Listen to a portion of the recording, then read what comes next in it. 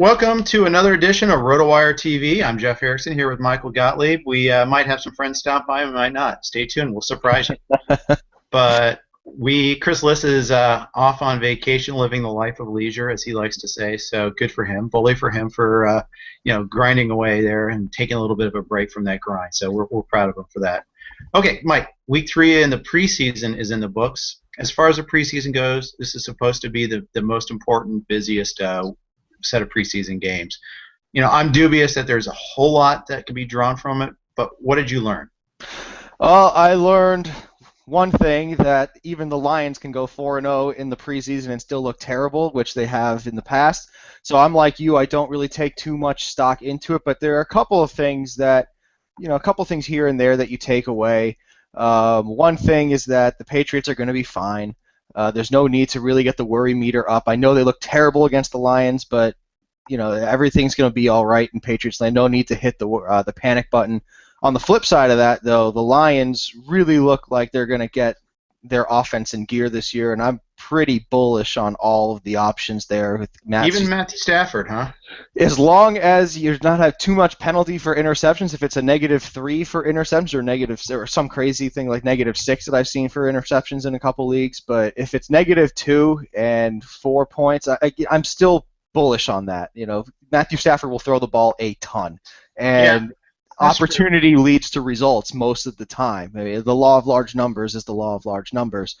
But outside of that matchup, there wasn't too many things that really stood out to me. The Jets are going to be terrible. We all knew that.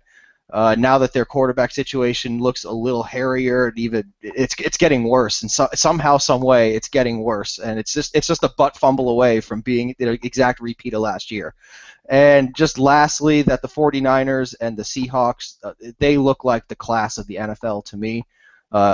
Those are my two front runners as far as Super Bowl picks at this point. I'm not going to make an official prediction here that one of them two will make it there. I need to get through the whole preseason, make sure nobody gets injured, but it's looking that way to me, at least after the first 3 weeks of the preseason. All right, let's go one by one. I want to go back to the Lions and Matthew Stafford. Yeah. 12 for 25, 166 and a TD. That's like barely over 6 yards per attempt.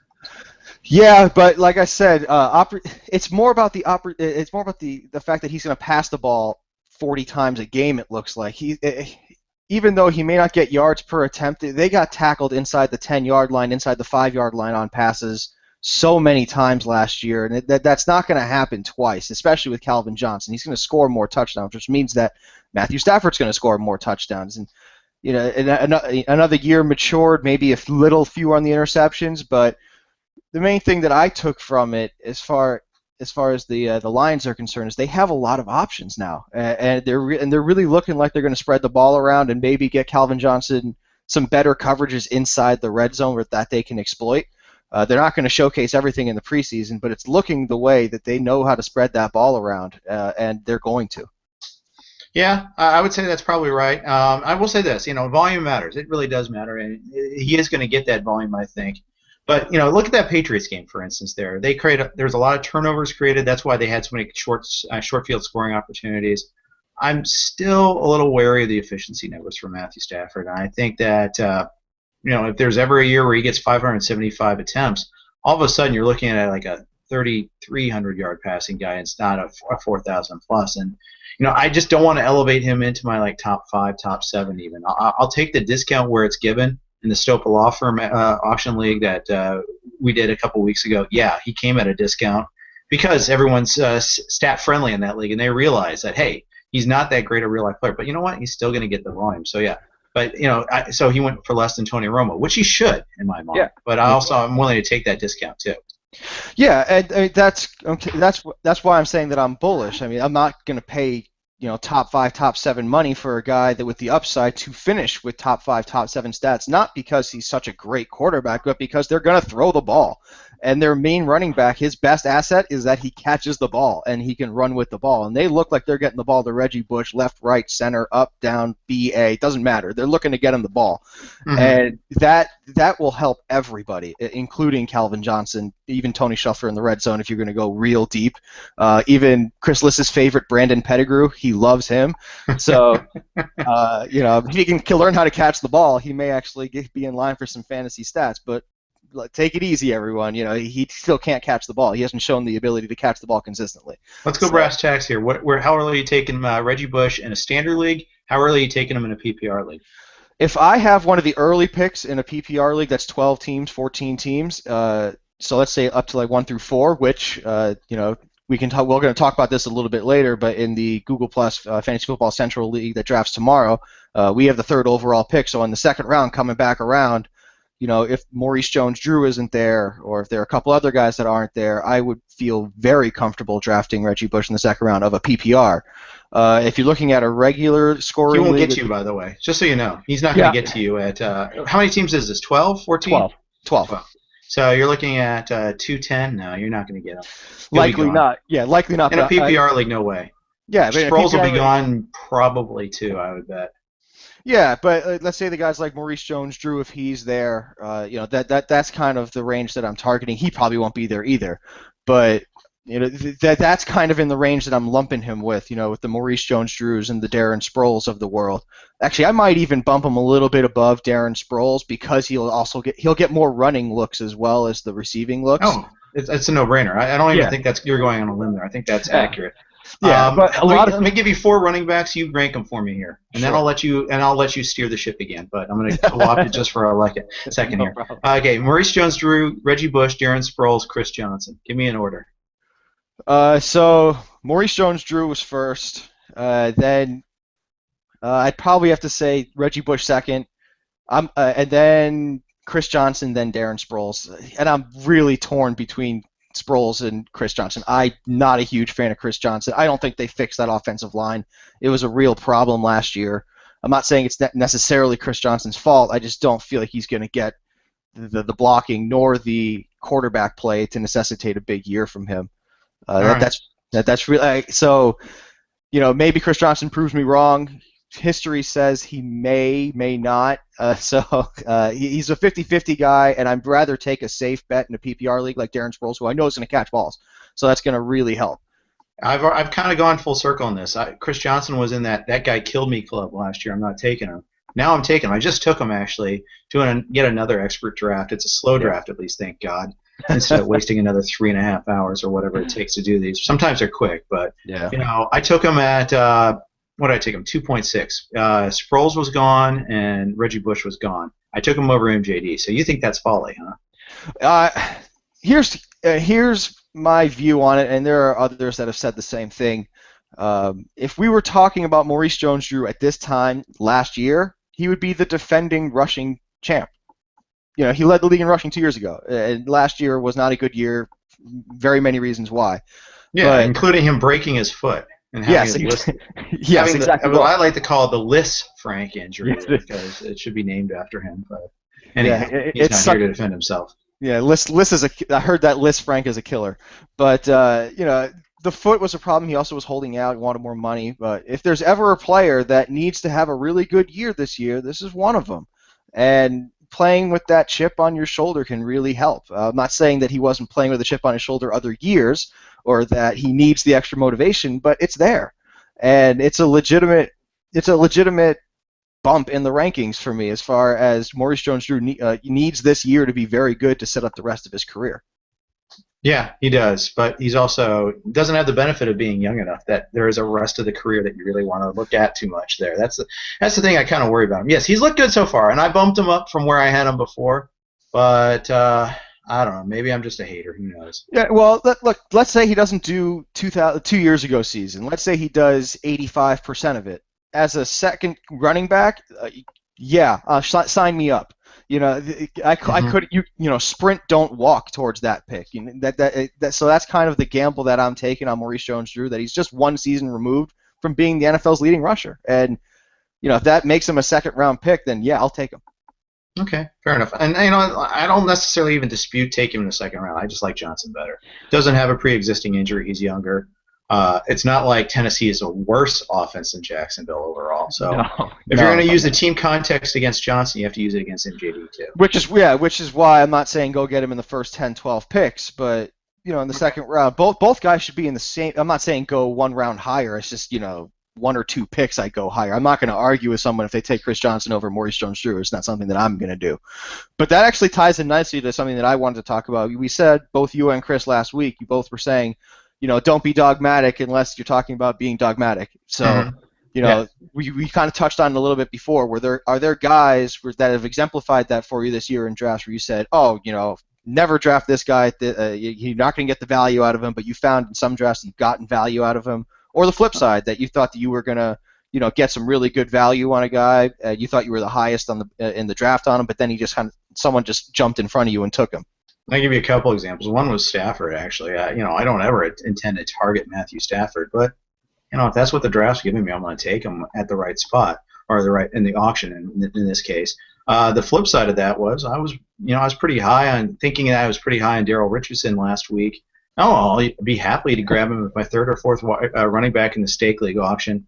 He went for over $30 in a $200 budget league. I mean, that to me is that's high. Well, it was a classic case of the last of an available commodity, and sure, I could have compromised and gotten Mark Ingram instead later on. I didn't get him at all, but I was kind of taken aback by that. It made me less depressed about purchasing Gio Bernard and Lamar Miller. Not that I was depressed about them, but they're not secure. They're not safe commodities, and sometimes you have to eschew safe. But I was trying to go for a balanced team. I was trying to have some known things.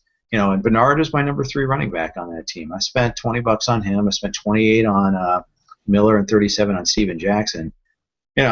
Steven Jackson's another guy I wasn't necessarily targeting, but I thought the price was right again. And this is a standard scoring league too, so I felt okay about that. I think he's going to get just a wealth of goal line carries in Atlanta. So I think he'll be better than Michael Turner was last year. I think he'll have similar attempt numbers as Michael Turner did, especially in the red zone.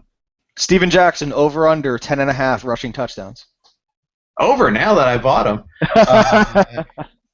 About that. It's right about there. The thing is, he's never been a great goal line back. That's a dirty little secret about Steven Jackson.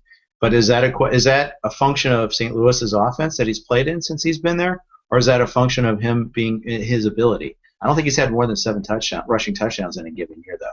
Yeah, but he also didn't have Tony Gonzalez, Julio Jones, and Roddy White surrounding him with Matt Ryan, who's a capable quarterback. And a better offensive line, no less. Remember, St. Louis's offensive line was Chernobyl-like in its depth and how bad it was. Yes, shoddy to say the best. But the thing about Steven Jackson as well is he doesn't necessarily need to run the ball in. He's also a capable pass catcher, so he can actually catch a swing pass out of the backfield for a couple touchdowns. But over under, I think for total touchdowns should be right at around 11.5, 12. But I think he's going to be right around that 10-11 range for rushing touchdowns as well. Compare him to the 4 running backs we just talked about. Where do you put him? In a regular scoring league, above all of them. In a PPR, below all of them except for Chris Johnson. He catches passes too, though, doesn't he? Not at the same rate. In PPR leagues, I want running backs that catch the ball. That are known to catch the ball. I don't think he's going to get a ton of catches because I don't think they're there for him. The ball's going to go 38 last year, 42 the year before, 46 the year before that. I think it's going to be down from both of those. I think it's going to be more closer to 30 than 40. It's not his fault. I just think that it's just a system thing. Yeah, it's a system thing. Matt Ryan's never really. Jaquiz Rogers also catches the ball too. So I'm a little worried that Jaquiz Rogers will take the catching part of the backfield away from him, but it's more a factor of that Julio Jones and Roddy White are going to close in on 100 catches, and then Tony Gonzalez also is no slouch. He can catch the ball too. Barring any kind of injury, I just don't think the opportunity will be there for Steven Jackson to be a factor catching the ball. Fair enough. I'll buy that. Okay. I'm a little skeptical about Atlanta's offense as an upside outside of Roddy White and Julio Jones. I think everyone's going to be slotted to where they're going to be. It's as Chris would call Mad Ice, vanilla ice. It's a very vanilla situation. I don't think anyone's going to really bust out anywhere besides for the 2 wide receivers. That's really it. Yeah, but they're also not going to tank either. That's the other side. Yeah, that's the vanilla part. It's just right there, sitting right in that sweet spot.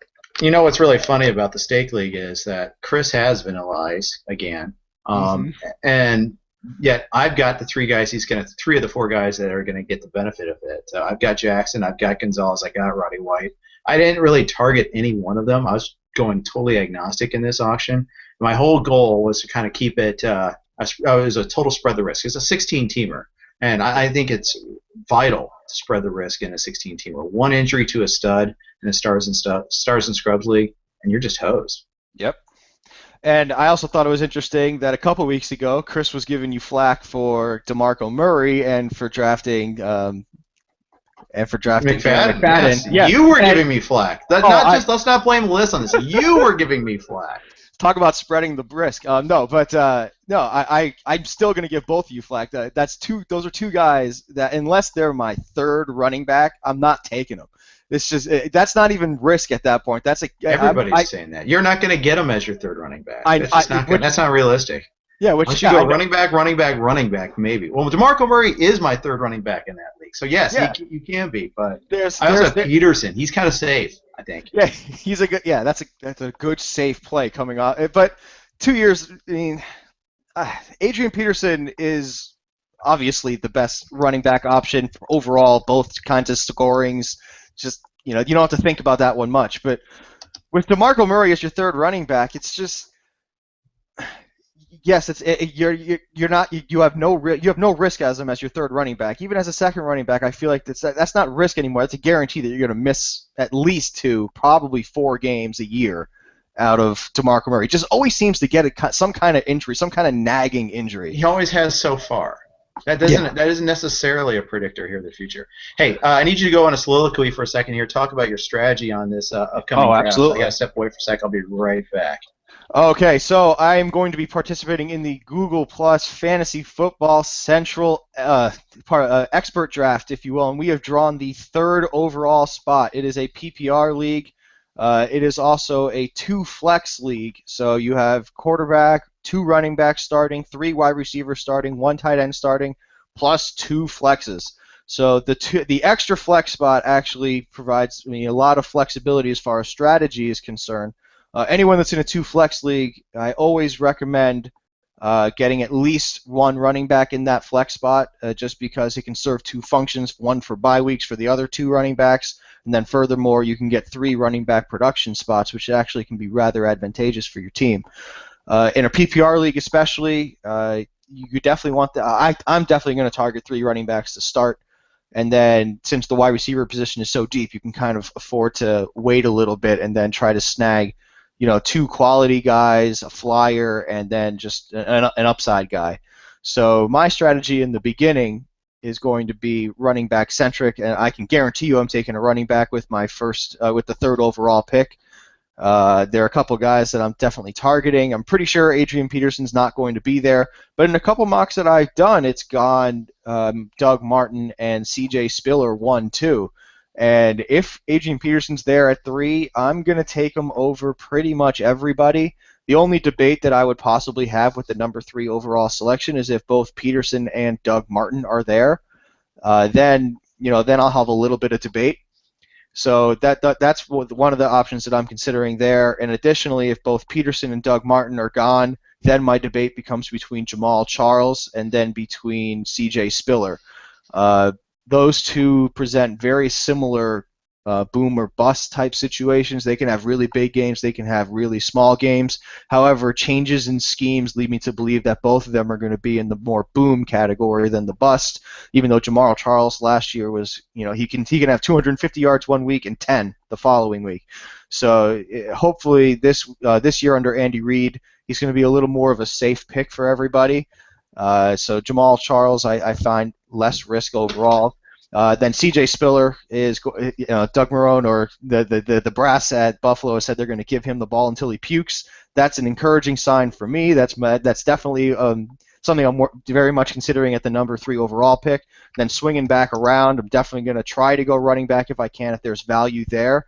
But if there's no value there, and then guys, like Brandon Marshall or Demaryius Thomas are still sitting there, I'm going to take one of those guys as well. I'm not going to be dogmatic about making sure I get 2 running backs in the first 2 rounds. Maybe I'll get 2 running backs in the first 3 or 4 rounds. In fact, I'm almost positive I'm going to. But if the value is there with the wide receivers, then I'll take the wide receivers. Or if Jimmy Graham is there in the third round, I'll take Jimmy Graham in the third round. If he's, I'm sure he won't be. Not a chance. I know, especially in a PPR league with 2 flexes. But he went 12th overall in the last draft I did, or 10th overall even. So yeah, he's going anywhere from 10 to 16 everywhere I've seen. Go ahead. I hope that that the wide receivers and the tight ends go early, and then someone takes Aaron Rodgers and someone takes Drew Brees early. I really hope that happens, because that makes my decision a lot easier on the way back, because there'll be running backs there of value that I'm actually going to take. But we've drawn the 3rd overall selection, and I was just going over the first spot. Yeah, I like that spot. I actually wish I was a little further back or a little further forward, because I don't want to have to make the decision between C.J. Spiller and Jamal Charles. I rank them very similarly. I think you should take Charles if you want to make this a team effort here.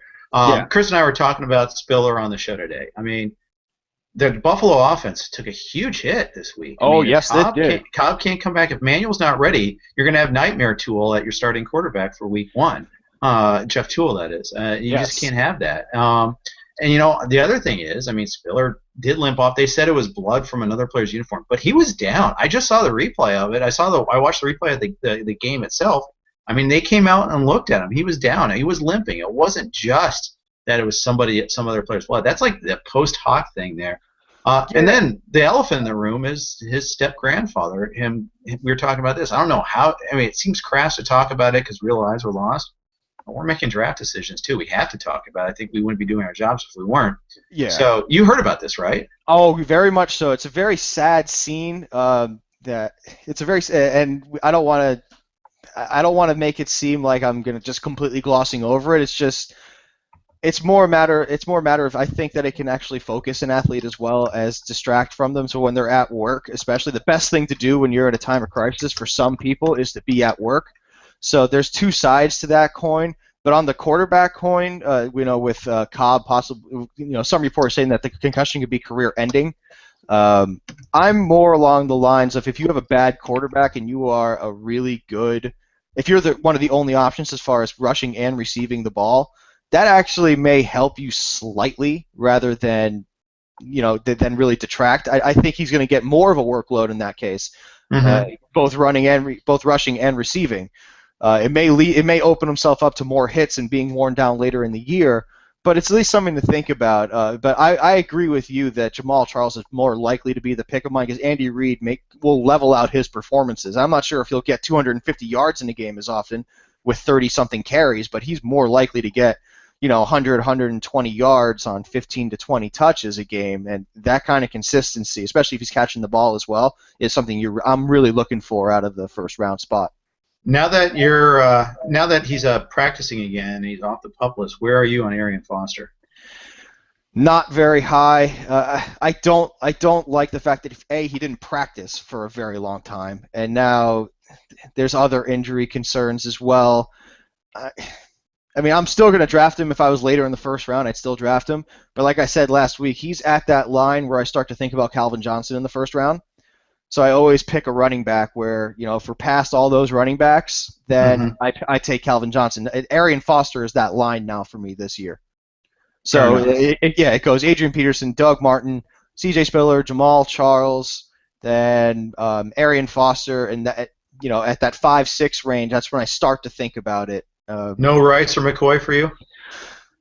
Maybe, but no. I'd rather take Calvin Johnson than those two. I'm very high on Calvin Johnson. Like I said, I'm very high on all the Detroit Lions. Well, a little bit. It's a little hot in here, and I'm starting to get a little lightheaded. Paint fumes. You're no longer in your grandmother's parlor, so I know. It's a little bit less airy. They had nice high vaulted ceilings last week there. I don't think you had that going this week. No, I don't. I have this very Syracuse air outside, and it's starting to come inside. And it's terrible. But no, Ray Rice. The thing about Ray Rice and LaShawn McCoy that bother me are their backups. I really do like the way Bernard Pierce and Bryce Brown run and catch the ball. Well, more in Bryce Brown's case, catch the ball. It's not a matter of that. I don't think that they're good running backs. It's more that I think that their role will get decreased at least a little bit this year, if there's any injury concern, they may not get their job back. That's kind of the way that I think about it. Yeah, that's fair. By that. I'm big on McCoy. I really think he's a good fit in not in the I was going to say the Chip Kelly offense. I understand the injury concerns. I understand Bryce Brown is there. And Brown's a dynamic back. He also puts the ball on the ground a lot. Did it again this past weekend. Yeah. It's certainly a problem. If he was in, like a Marty Schottenheimer offense or in a Bill Belichick offense and he fumbled the ball, then I wouldn't be worried about him at all because they're just not going to see the field if they fumble the ball. But I feel like Chip Kelly's more of a more of a risk taker in that regard. That if you can run the ball, man, huh? Exactly. If you can run the ball, you can run the ball, and if you fumble it once in a while, hopefully he fumbles it out of bounds. So it's kind of Bryce Brown can run the ball, and he can move the ball up and down the field. So I feel with the speed of that offense actually that he can really be a threat if they have both him and McCoy in at the same time even. Yeah, that's possible. I just think that they're going to run more plays than everyone too, so it's not going to matter as much. Yeah, like we were talking about before, opportunity will be there for both backs. I just feel that, especially towards the end of the year, I believe that it's going to even out to more 50-50, not 50-50, but 75-25, opportunity for both guys. But hopefully they run a ton of plays. Hopefully they move the ball, and Mike Vick doesn't throw a lot of interceptions and doesn't put the ball on the ground himself and turn the ball over. But there's just when you talk about Calvin Johnson, you're getting the number one wide receiver barring injury, but you can't predict injuries to guys who don't have an injury history. So Calvin Johnson is a guy who he's going to put up numbers for you, and especially in a PPR league, he's going to get both receptions and touchdowns and yards. He's just there for you. Yeah, I don't think you really ever have to justify taking Calvin Johnson. I understand the running backs you pass up, but I mean he's an elite player, and at the end of the day, you need to get production from every position. So if you get Calvin Johnson, then you probably have to take running back. Unless I took the NFFC, I went receiver at the turn. And I've seen lots of people do that in the RotoWire Fantasy Football Online Championship. I think it's possible when you're down at the turn down there at 10, 11, 12.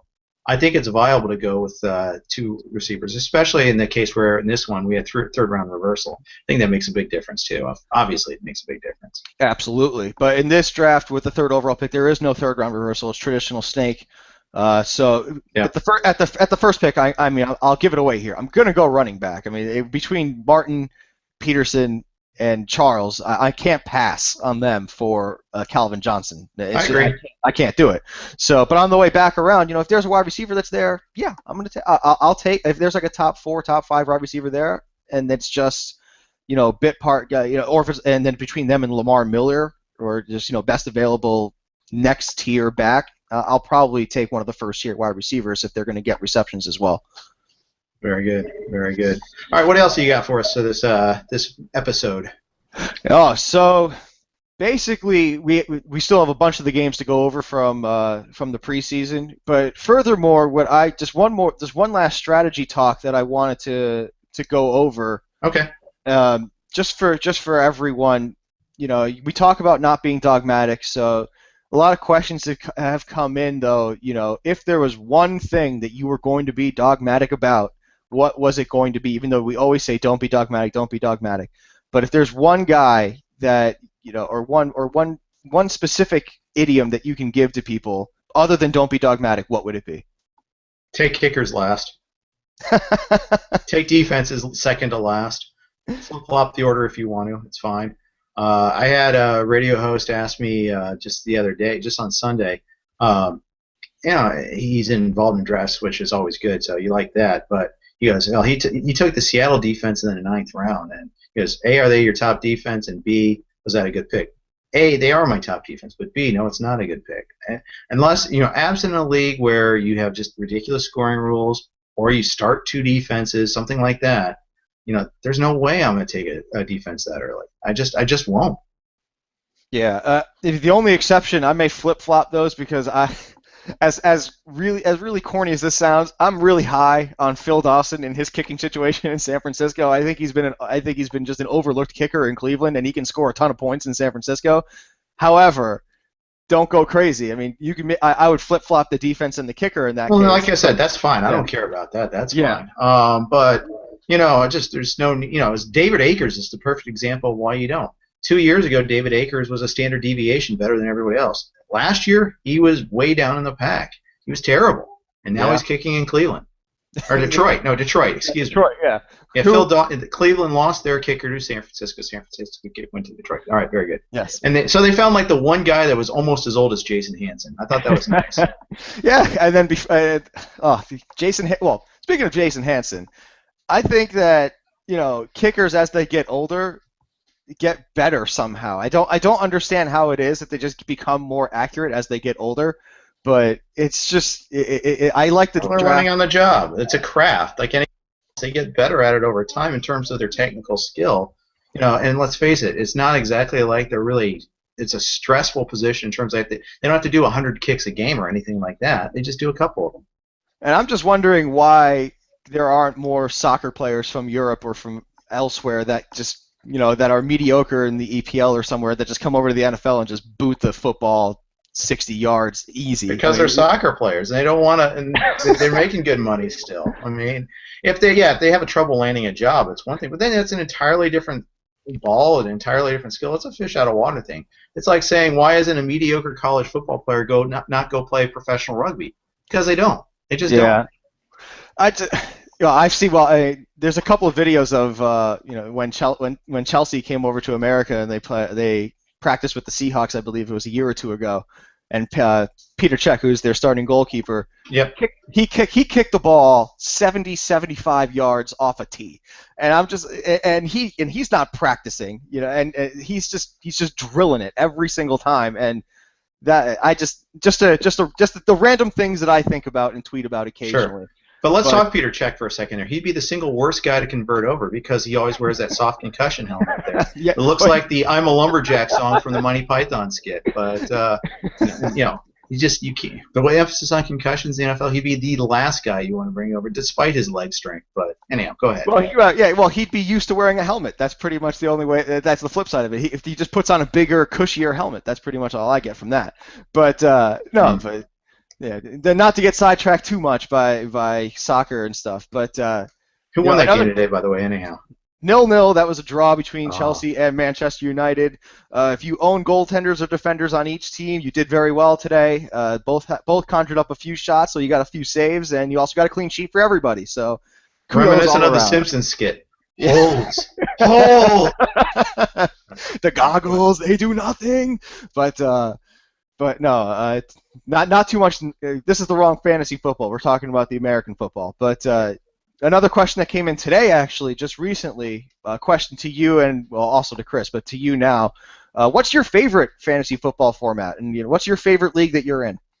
Probably the Stoke League, and the reason why is or my home league, because you can start two quarterbacks at any given time. Both of them are QB flex league for the second quarterback slot, so you don't have to start two quarterbacks. But my God, we always talk about quarterbacks being the most important position on the field, or one of the two or three most on every team. Why are we only drafting half of them then? Why are we drafting 16 to 18 quarterbacks in every league? And that's because we're only starting one. There's no incentive, especially in leagues with thin benches, to draft a second quarterback.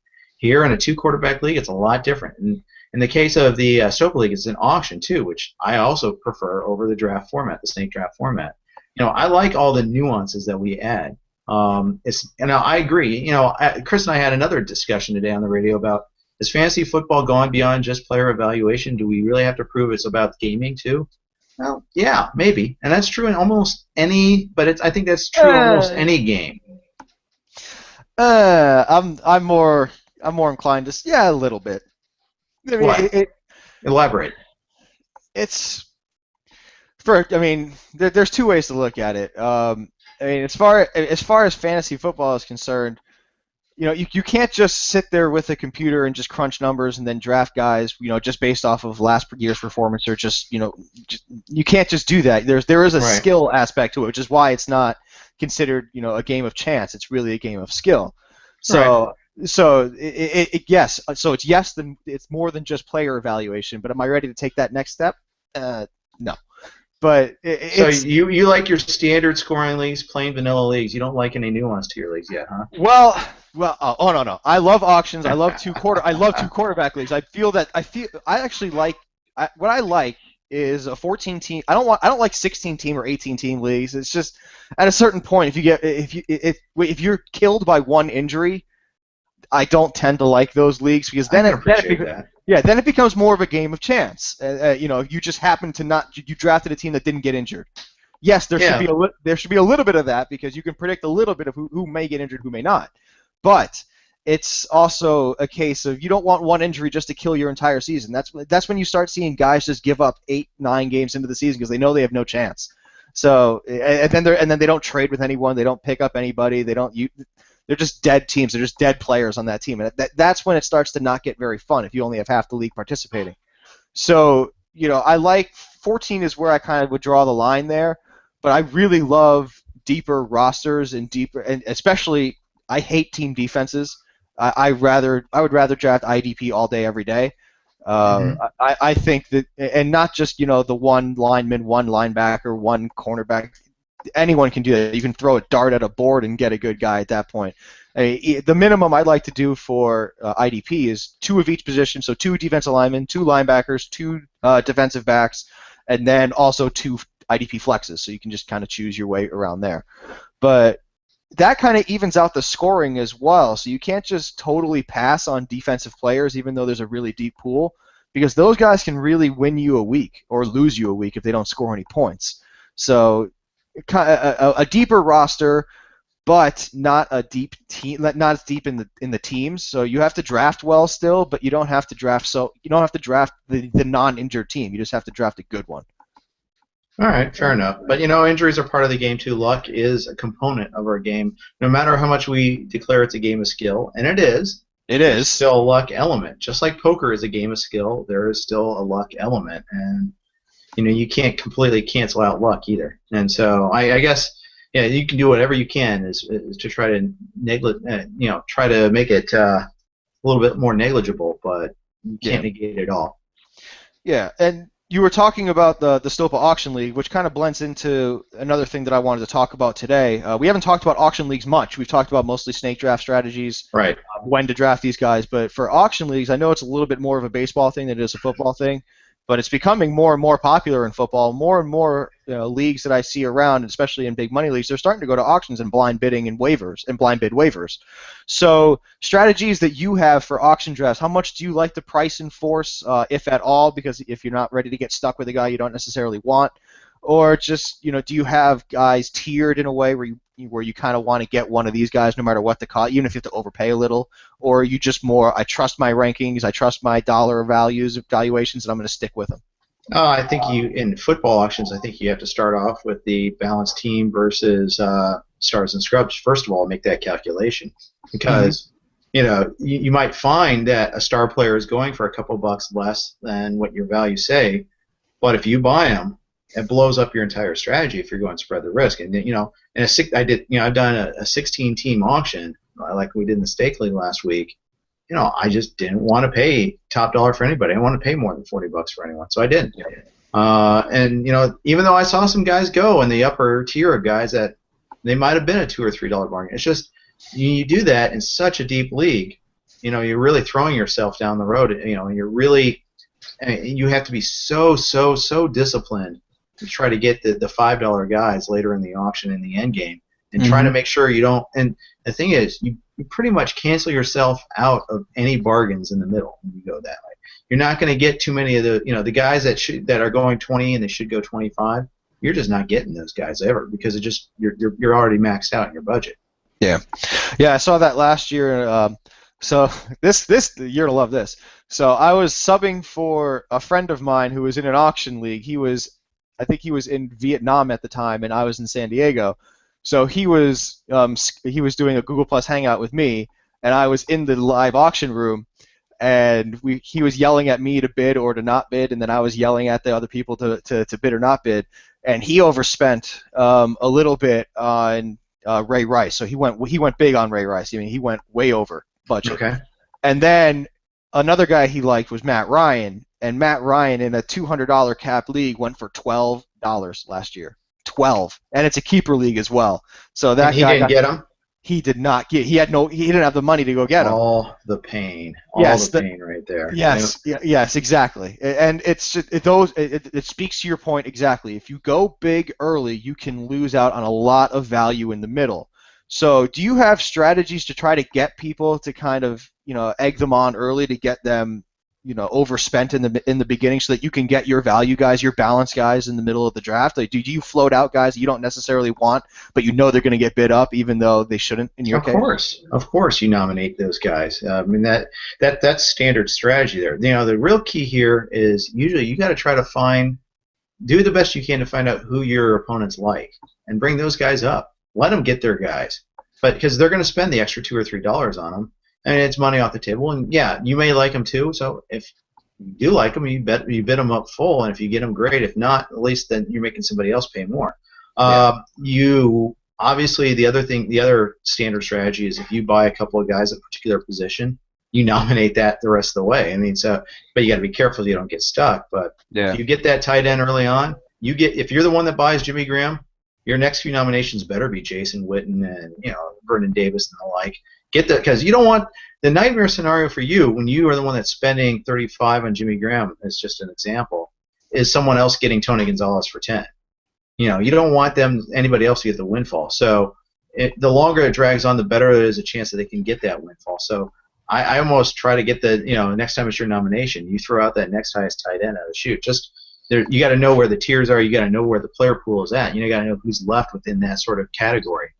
Whether it's a category in baseball leagues or whether it's a position in football, you need to know what's available. Yeah, to that point, there's an auction league that I'm in, and I'm notoriously known for getting kickers and defensive teams out there in the first few my first few nominations. Almost always kicker, team defense. So this year it's likely to be Phil Dawson as my first nomination, and then he'll probably go for $5, which is way too much. And then $4 too much. You should never pay more. I would never pay more than $1 for a kicker. Never. Exactly. But this goes to our point that some people, that especially early in the draft, people are more likely to overspend, and those dollars wasted early can really help you late. So Don't lie. You're the one bidding 3 on Dawson. Don't lie. Oh, I'm bidding 2 on Dawson. That is for sure. I'm not going to bid 3. That's $1 too much. That $1 I hope to save somewhere else on somebody else. However, Phil Dawson, yes, I'll go up to 2. In fact, I may even nominate him at 2 this year and see what happens. Crazy. But now that my strategy's out there, someone may pick up on it. No one else will bid. Doubtful. But that those dollars wasted early can really help you late, because then you can start getting guys on the cheap. So you can start getting the lower tier guys like maybe Deshaun Jackson for a lot cheaper than he should, or D'Angelo Williams a lot cheaper than he should, especially because D'Angelo Williams looks like he's going to be getting that job full time. So but just guys, also in auction leagues for you, do you allocate certain amounts of money for each position, or are you more just overall I'm just spending what I should be, where I should be? I'm not going to try to tier it like I am. I've done both. For the stake league this year, I did allocate a certain budget. You don't stay rigid with that, but you need to track where you're going to go. So if you do overspend on one thing, it's got to come from somewhere else. So like coming into the auction, I allocated $20 on my quarterback. I spent $15 on my quarterback, thinking I wouldn't get one in the top 12. I'd have to get one that get 2 in the next group. But I got Tony Romo for 21, so I was like, okay, that's $6 I have to borrow from somewhere else. So okay, my 4th wide receiver is no longer a $10 receiver. It's my third receiver is no longer a 25 or whatever. You have to kind of go like that. So yeah, I try to have a rough outline of where I'm going to go, but you have to be ready to pounce when you see a bargain. At the same token. Yeah, and just in case anyone's interested, if you have tough time allocating all that money and actually all this stuff aside and doing the math and everything, we have a RotoWire draft application. It is the number 3 app overall on iTunes as of this morning. And we are very proud of it. We're very excited. Just if you go to iTunes, you search for RotoWire Draft Kit, it's going to be right there at the top of the results. Everyone else is doing it, so you guys should probably pick up on it. It's actually a very good app. Has offline capabilities if you're not online at the time. You can actually do a mock draft with the best AIs that I've ever seen. And you can actually do an auction. You can do a snake draft. You can actually get anything that you need done, custom evaluations, player database updating every 24 hours automatically or on demand. So please go ahead, check it out on iTunes for iPad or for iPhone. Yeah, and it's not just iPad or iPhone too. Let's realize it's all tablets and smartphones. We do the platforms for. So search for RotoWire in your app store. That's what we want to say. Especially when we're with our good friends at Google Plus right now. We need to make sure we don't make this an ad for the Apple family. But no, and we're thrilled. I use it. I use the app for almost all of my drafts. I like having it separate. Even when I'm sitting with my computer, I'd rather have the tablet app going just because it's portable. Maybe I can multitask on the other computer, but I just like the layout of it better too. So I've been using it all along. Yeah, we're getting a lot of people subscribing. It's $4.99 for your DraftKit app, and then search for it in the App Store. And of course, on the site we have all sorts of stuff to check out. In fact, I think the free 10-day trial here for our Google TV applications is rotowire.com/G+. Is that right? Yep, GPLUS for everyone that needs it spelled out. Spell out plus. Don't put the plus symbol. Yes. No, if you put the plus symbol in, you won't get there. Right. So if you like anything, try us out. We have the best information in the business, bar none. So, but back to the auction stuff. Your strategy at the end game. So, are you really counting on your end game to get all those really good values, or is it more just just the depth guys just to fill out the roster, or are you really planning on the fact that everyone else is going to overspend and you're going to get those guys at the end? No, you're not going to be able to get all the guys you want. In this day and age, everybody's done an auction before, and they know, most people know to save some money for the end game. So you need to kind of, my philosophy in the end game is have a list of 20 guys that you like, and the remainder, be happy if you get 2 or 3 of them. And when you see one of them, don't get picky. Pick the one that is going for a bargain, because if you're holding out and you hold out for, just to throw as an example out there, Christine Michael, there's probably 2 or 3 other people that are holding out for him too right now. And so instead of getting him for $2, he's going to go for 5 or 6, and then you might not even get him. And then you're left. What's left after all these guys I let go for $2 or $3 I could have had? No, I held out for my one guy and I didn't get him, or I'm only going to get him and not 2 or 3 other guys. And let's talk about these lottery tickets, these endgame guys. It's a numbers game.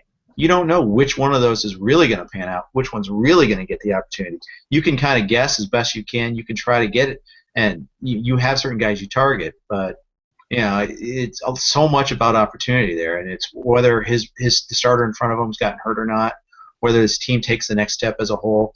You think these things could happen, but there's the percentage of that cashing in are a lot smaller, obviously. Yeah, exactly. And so for auctions especially, make sure that you have a plan. If you're going to be in an auction, I can't stress this enough, make sure you have a plan for each stage of the auction, the beginning, the middle, and the end game. If you don't have it, it's going to get overwhelming at a certain point. These bids are going to be flying in, and you're going to be scrambling around with whatever paper app you have in front of you. So you must have a plan. If you don't have one, you're going to get lost in that, because there's going to be a lot of guys flying off the board quickly. Have a plan, but don't adhere rigidly to it either, though, Mike. Let's face it. I mean, if 2 or 3 other people are also going stars and scrubs, and they want to target 2 or 3, they want to target 2 of the top 5 or top 6 wide receivers. Well, guess what? You're hosed if you continue on with that plan and you try to and you go in a spending war with these guys. Guess what? You're going to be left holding the bag somewhere else. So you have to be ready to adapt too. Yeah. Don't be dogmatic. Exactly. But, that's exactly right. No, and then there's one more big thing I wanted to touch on. The number 2 running backs in systems. A lot of people like to get. I think they're kind of outthinking the room by trying to draft these number 2 running backs early to get the handcuffs, if you will. But just for the people that do, because we get a lot of questions about it. Who are your top handcuff guys that if you were to draft them, in order, who are your top guys that you'd be looking to target? All right. First, I want to clarify that I'm not looking to get handcuffs. I'm looking to get guys that are upside guys that are lottery tickets. I'm trying to steal other people's handcuffs. I'm not trying to handcuff my own guys. So just be aware of that. I mean, there are rare situations. I think if you're an Arian Foster owner, it may make sense to go the extra dollar and Ben Tate. But I hate having to take 2 guys for one spot. So I'm going to try to look to kind of steal those guys from other people. But Ben Tate's probably my top one. I mean, we saw what he could do Sunday against the Saints. And I know, granted, the Saints are that awful run defense. They are the Saints. God bless them. They're awesome offensively and woeful defense. So it's a perfect fantasy combination. Exactly. But Tate is got to be towards the top of the list, if not the top guy. Bryce Brown's got to be there. I like if you're digging down a little bit more. I like Stephon Taylor, although he's not guaranteed to be even the number 2 guy. Could be Ryan Williams. I know Arizona's looking to trade him.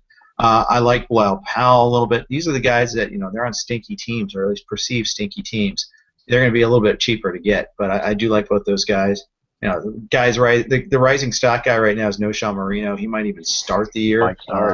Yeah, so it might not even count anymore. But I like those guys, and I'm treating Gio Bernard as almost like a half starter right now. So maybe that could be overpricing the guy, but I think he's going to get at least half the touches. Maybe he won't get the goal line touches, but he will get a lot of touches. Yeah, in PPR leagues, I'm almost 99% of them. I see Bernard going before the law firm. Yeah, almost every single one. And in regular scoring formats, not as much. Maybe closer to 50-50. But in a standard scoring league, would you still take Gio Bernard over the law firm? I did in the stake league. I bought him, and he went for more. So yes, I guess. And I just think that law firm is a 3.5-yard carry guy at best, and the Bengals are going to find that wanting eventually. And I know they've been playing without their key tackle Andrew Whitworth so far, and Andre Smith got banged up. So their offensive line's a concern right now, something to watch for. But yes, I would. How about you? Who are your top second string running backs? I've talked about it earlier. I love me some Bryce Brown. I really do think he's going to be a factor this year. Some deeper guys, especially if you're in a PPR situation. Joke Bell in Detroit. Mm-hmm. Once again, bullish on the Detroit guys. So Reggie Bush, he's not exactly a pillar of health. He's been better lately, but Joke Bell can really benefit. If in PPR formats only, I can't stress that enough. In a standard scoring league, I don't think he has that much value in any situation. But in a PPR league, I definitely reach down for Joke Bell.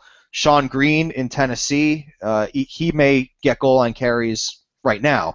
In fact, he's likely to. But that's another guy who I'd be targeting outside of the guys that you were talking about there.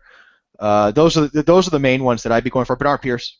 I love Bernard Pierce. I love that one too. Yeah. He was already taking away carries from Rice last year. First round of the playoffs, he took a ton of carries away from him. Yeah.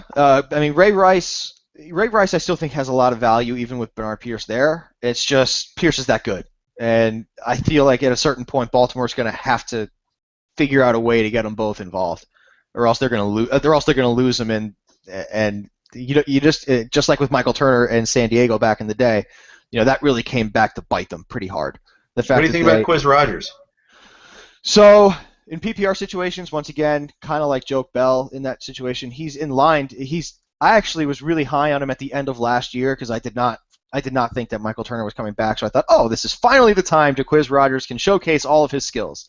Mm-hmm. And then Steven Jackson signed, and it's just like, back to this again.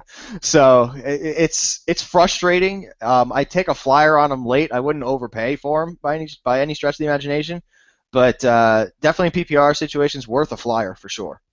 Yeah. I guess the question is, what is overpay for a guy like that? I mean, is it 8th round, 9th round? Is that too soon for him, or? Yeah, I'd say more like. The earliest I'd probably go for him is like in round 10, because I'd rather try to fill out my backup wide receiver first if I was to, especially in a PPR situation.